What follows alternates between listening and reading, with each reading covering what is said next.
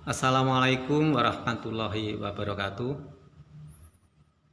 Alhamdulillahirabbil alamin. Asyhadu an la ilaha illallah wa asyhadu anna Muhammadan abduhu wa rasuluh. Allahumma sholli ala Muhammad wa ala alihi washabihi ajmain amma ba'du. Saudaraku semua, pada kesempatan ini kami akan membicarakan tentang perwujudan kebersamaan dalam musibah corona, di mana kondisi pada 27 Maret 2020 peningkatan jumlah korban yang meninggal, terus peningkatan jumlah ODP dan PDP. Kemudian juga timbul masalah ekonomi, pekerjaan tidak jalan, tidak lancar, bahkan ada yang bangkrut, dari yang kaya sampai yang miskin. Buruh ada yang tidak kerja, orang kota mulai pulang, sehingga menambah jumlah suspek yang ada di sekitar kita. TKI dan TKW dari Malaysia dan negara sekitar juga pulang. Situasi makin tidak jelas. Sampai kapan dan harus bagaimana kita?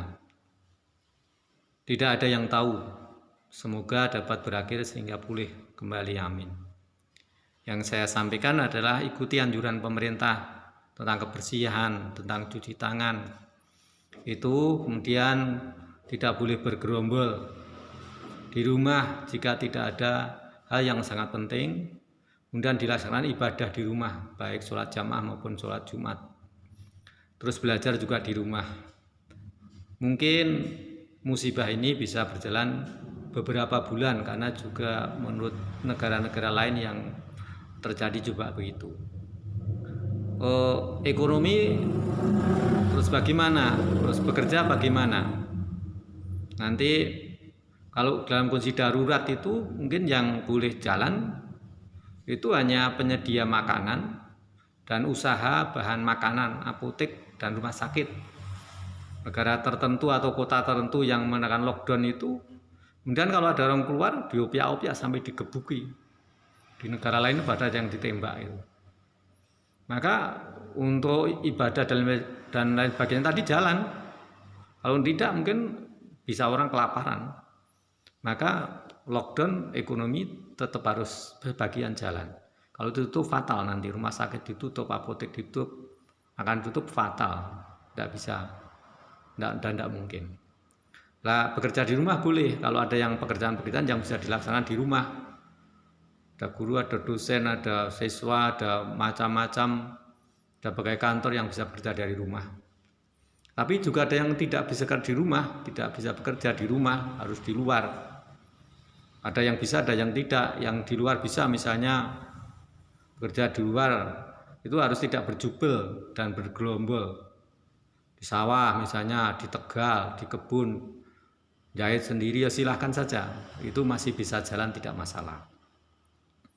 Maka nasihat dari firman Allah surat Al-Baqarah ayat 155, A'udzubillahi minasyaitonir rajim, wala nabluwannakum bisyai'im minal khaufi wal ju'i wa naqsim minal amwali wa anfusi was samarat wa bassiris sabirin alladzina idza asabathum musibah qalu inna lillahi wa inna ilaihi rajiun.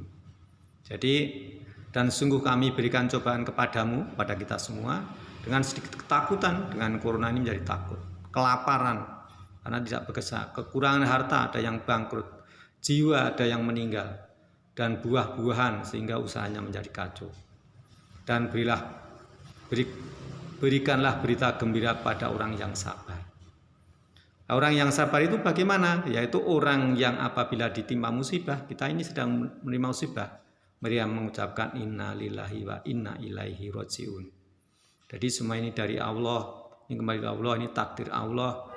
Ada yang kehilangan harta, ada yang tidak punya pekerjaan dan sebagainya. Mari kita ya dirasakan bersama-sama. Ini adalah musibah yang tidak boleh menyalahkan satu yang lain, tapi kita harus bekerja sama untuk bisa mengatasinya. Nah, risiko ekonomi bila terjadi ini sudah setengah bulan, masih diperpanjang lagi dengan daruratnya sampai 90 hari misalnya. Bila berjalan 2 sampai 3 atau 4 bulan itu ya, kondisi warga dapat dikelompokkan menjadi berikut ini.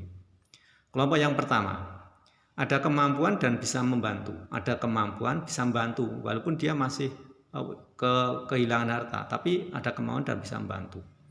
Di cabang tertentu ada yang sudah menyediakan dana kepada saya 5 juta. Alhamdulillah, semoga orangnya diberi panjang umur dan menjadi orang yang diberi umurnya panjang sehingga nanti bisa dimanfaatkan oleh orang banyak karena kebaikannya. Kelompok 2 ada kemampuan untuk bertahan mandiri dan tetapi tidak bisa membantu, mung iso tinggu dewi. Ya. Kelompok 3 adalah kelompok yang tidak punya penghasilan karena risiko dan musibah ini sehingga perlu bantuan makanan dan kesehatan. Nah, terus langkah yang harus diambil bagaimana dari masing-masing pimpinan cabang mengelompokkan warga dengan ditanya atau diangket lewat HP atau didatangi oleh pimpinan kelompok atau bagaimana, silahkan bisa dimulai dari kelompok yang nanti total di cabang. Misalnya ada suatu cabang jumlahnya 60, dari kelompok 1 25 orang, nanti diminta bantuan, mau bantu berapa. Kelompok 2 30 orang, netral tadi, tidak kurangan dan tidak bisa membantu. Kelompok 3 ini kelompok yang harus dibantu. Terus bagaimana? Nah itu kita akan buat diskusi pada periode ini bagaimana tiap minggu, apa tiap 2 minggu, apa tiap bulan, ini perlu kita diskusikan. Bagaimana caranya? Bagaimana cara mengambilnya? Nanti bagaimana harus melibatkan pemuda yang perkasa itu nanti bisa membantu kita. Terus bagaimana nanti membanjarkannya? Ya ini juga perlu tenaga-tenaga. Nah, sehingga nanti kalau sudah ini bisa, kita bisa mengurangi. Ini tidak 1 kali, 2 kali, tadi mungkin beberapa kali sampai masalah ini terselesaikan.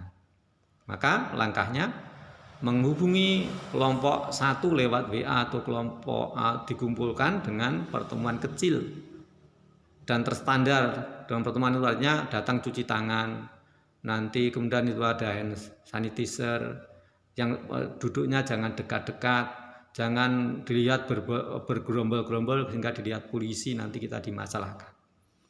Mau bantu berapa? Bantu uang atau bantu beras atau apa yang bisa dibantukan?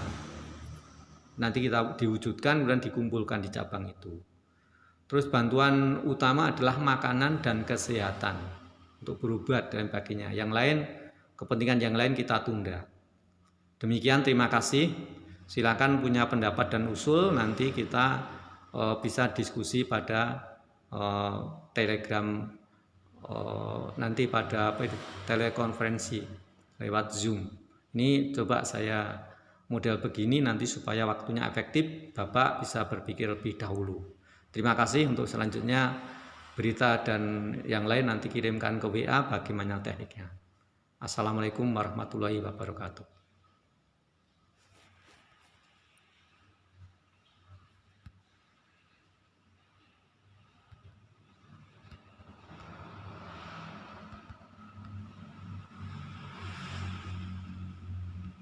Aduh.